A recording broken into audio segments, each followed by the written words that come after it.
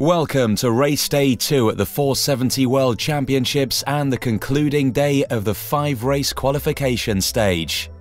A light and shifty breeze kept fleets ashore this morning, with teams spending time preparing their boats, relaxing with other teams and just waiting in the boat park. 116 teams competing in the 470 men's fleet, with 53 teams in the 470 women.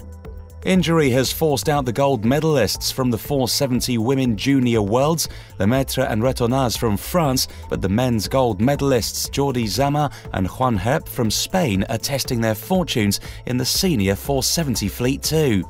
This week we started the World Championship with all the senior sailors, and the level is really high. There are all Olympics and we have to work a lot until get their level, but we are here for learning and keep growing as a sailors, and just our goal is to get inside the gold fleet and have the opportunity of sail with all these sailors in 3 days and learn of them.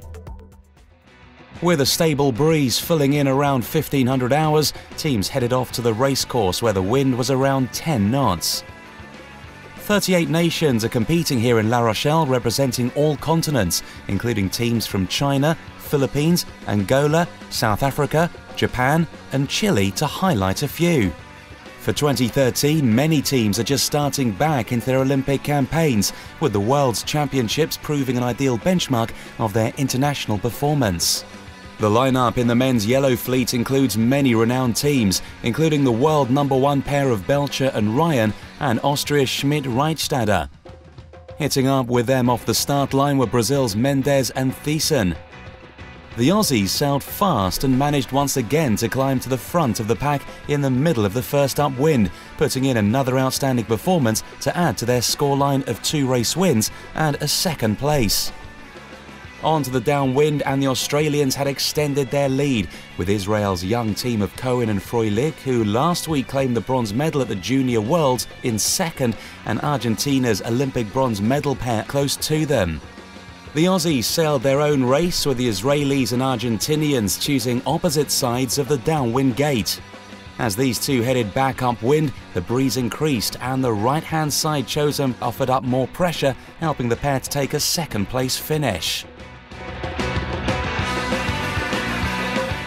The Blue Fleet were up on the track next, and after a general recall had an even start, with most of the teams choosing to take the left side of the upwind track, where the breeze was a bit stronger.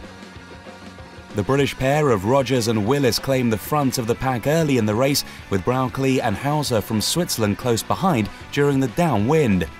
Further back in the fleet were the French 470 heroes Labouchere and Lebert, along with Croatia's Fantella and Marinitz.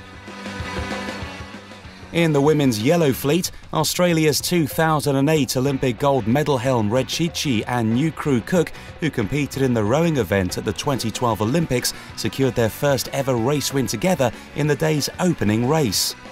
Great Britain's Seabright and Carpenter sealed the second-placed finish, with Austria's Vadlau and Ogar finishing in 5th.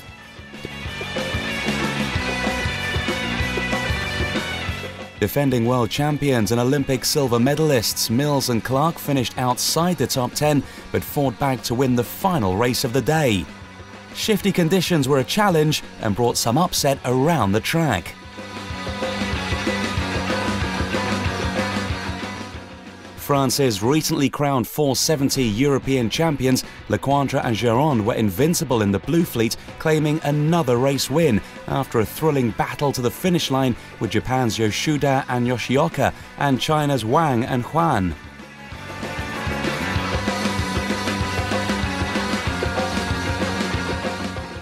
In the 470 men, the fleet are now split into gold, silver and bronze fleets for the final stage, with the women allocated to gold and silver fleets. 7 more races are scheduled over the next 3 days ahead of the 8-boat medal race on Saturday. We'll catch you back here tomorrow.